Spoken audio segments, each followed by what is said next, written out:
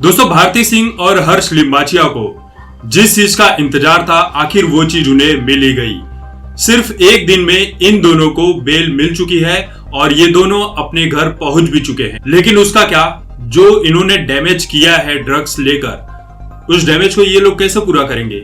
Social media से लेकर electronic media, print media, हर जगह इनकी बदनामी हो चुकी है और इस बदनामी के बाद ये अपना नाम किस तरह से बनाने की कोशिश करेंगे, ये बात इन लोगों को फिर से शुरुआत करनी ही होगी। देखिए, भारती सिंह और हर्ष लिम्बाचिया, इन दोनों की जो बदनामी हुई है ये कोई छोटी बात नहीं है, ये बहुत ही बड़ी बात है। भारती सिंह को लोग एक प्रेरणा के रूप में देखते थे कि किस तरह से एक आम लड़की एक छोटे से मंच से लेकर बड़ा मंच तैयार करती है, खुद को उस जगह पर लाकर खड़ा करती है।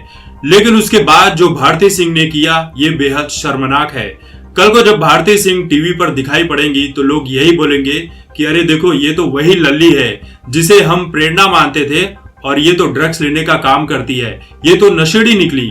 ठीक उसी तरह से जिस तरह से दीपिका पादुकोण का मजाक उड़ाया जाता है। खैर, ये तो रही भारती सिंह और हर्ष लिम्बाचिया की बात। इन दोनों को बेल मिल चुकी है, आगे जो भी होना होगा उसकी जानकारी मिलते रहेगी।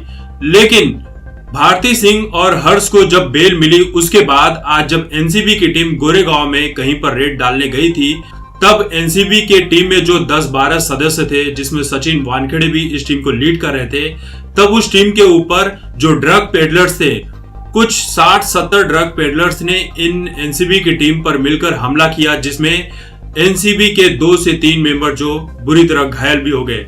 हालांकि मुंबई पुलिस ने यहां पर अपना काम तेजी से दिखाया और कुछ 3 ड्रग पेडलर्स को गिरफ्तार भी कर लिया है। अब इन 3 ड्रग पेडलर्स को गिरफ्तार करके मुंबई पुलिस की कस्टडी में भेज दिया गया है, जहां पर अब इनकी कुटाई के बाद बाकी के जो ड्रग पेडलर्स होंगे उनकी भी धरपकड़ की जाएगी। लेकिन सोचने वाली बात यह है कि मुंबई जैसे शहर में एनसीबी की टीम पर जिस तरह से ड्रग पेडलर्स ने हमला किया, ये वाकई सोचने वाली बात है कि जब एनसीबी की टीम के ऊपर हमला हो सकता है तो आम इंसान की क्या बात होगी। एनसीबी की टीम पर हमला करना ये दर्शाता है कि ड्रग्स माफिया के ऊपर एनसीबी ने कितना बड़ा हमला किया है। पिछले 3-4 महीनों में जिस तरह से एनसीबी धरपकड़ कर रही है, कई बड़े बड़े नामों को सामने उजागर कर रही है, बॉलीवुड में जिस तरह से ड्रग्स का पूरा खेल चल रहा था उसको सामने लाने का काम कर रही है। हर रोज कोई ना कोई बड़ा नाम ड्रग्स के मामले में सामने आ ही जाता है। तो फिलहाल जो एनसीबी की टीम के ऊपर हमला हुआ है ये वाकई शर्मनाक है और बहुत ही आने वाले समय के लिए खतरा बन सकता है, क्योंकि एक समय ऐसा भी था जब मुंबई में जिस तरह से गैंगवार चलता था, तब मुंबई पुलिस ने जिस तरह से उस गैंगवार को खत्म किया था, मुंबई में शांति लाने का काम किया था। ऐसा लग रहा है कि शायद ये जो ड्रग्स माफिया है ये फिर से मुंबई में अपनी पकड़ मजबूत बनाने की पूरी कोशिश करते जा रहा है। देखिए, जिस तरह से एनसीबी की टीम पर हमला हुआ है ये बात कोई छोटी बात नहीं है और इसमें केंद्र सरकार और महाराष्ट्र सरकार को मिलकर काम करना चाहिए और इन जैसे जो अपराधी हैं इन लोगों को पकड़कर सलाखों के पीछे डालना चाहिए, वरना आने वाला समय बहुत ही खराब हो सकता है। क्योंकि ड्रग्स वाली जो बात है ये कोई छोटी मोटी बात नहीं है, ये आने वाले समय में युवा पीढ़ी को पूरी तरह से खत्म कर सकती है। देखिए, वही ड्रग्स वाले मामले में जब से भारती सिंह और हर्ष लिम्बाचिया का नाम सामने आया है, उसके बाद राजू श्रीवास्तव और सुनील पाल ने भी अपनी राय रखी थी। लेकिन अब वहीं पर कॉमेडियन जॉनी लीवर ने भी अपनी राय रखते हुए ये बात कही है कि जब भी हर्ष और भारती सिंह बाहर आए, उन्हें एक बात अपने चाहने वालों से ये कर देनी चाहिए कि हमसे गलती हो गई है, हमें माफ कर दो।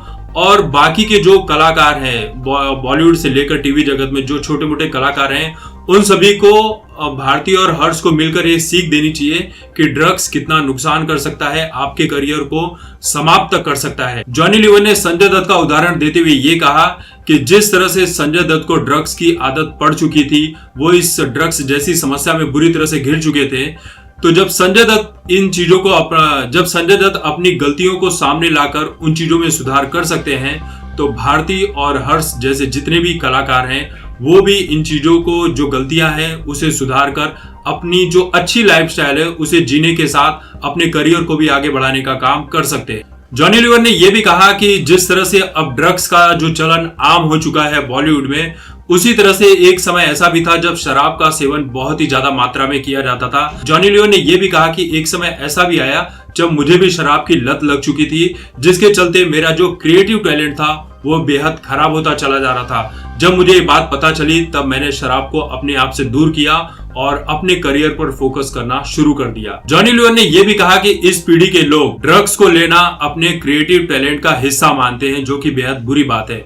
सोचिए कल को आपके परिवार का नाम जब इसमें सामने आता है कि आपके परिवार का ये सदस्य ड्रग्स को लेता है, मीडिया में बातें सामने आती हैं, तब आपके और आपके परिवार पर इसका कितना गहरा असर पड़ता है। आप समाज में नजर तक नहीं मिला सकते हो, भले ही आप कितने बड़े सेलिब्रिटी क्यों ना हो। जॉनी लीवर ने यहाँ तक ये भी कहा कि अगर इसी तरह से ड्रग्स का कारोबार टीवी और फिल्म इंडस्ट्री में, बॉलीवुड में चलता रहा तो आने वाले समय में ये इंडस्ट्री बर्बाद हो जाएगी। सोचिए एक ऐसा कलाकार ये बात बोल रहा है जिसने कला की दुनिया को, बॉलीवुड की दुनिया को बेहद करीब से देखा है, इतनी सारी फिल्मों में काम किया है, लगभग हर भाषाओं की फिल्मों में जॉनी लीवर ने काम किया है। जब वो ऐसी बातें बोल रहे हैं तो ये बात कितनी बड़ी हो सकती है।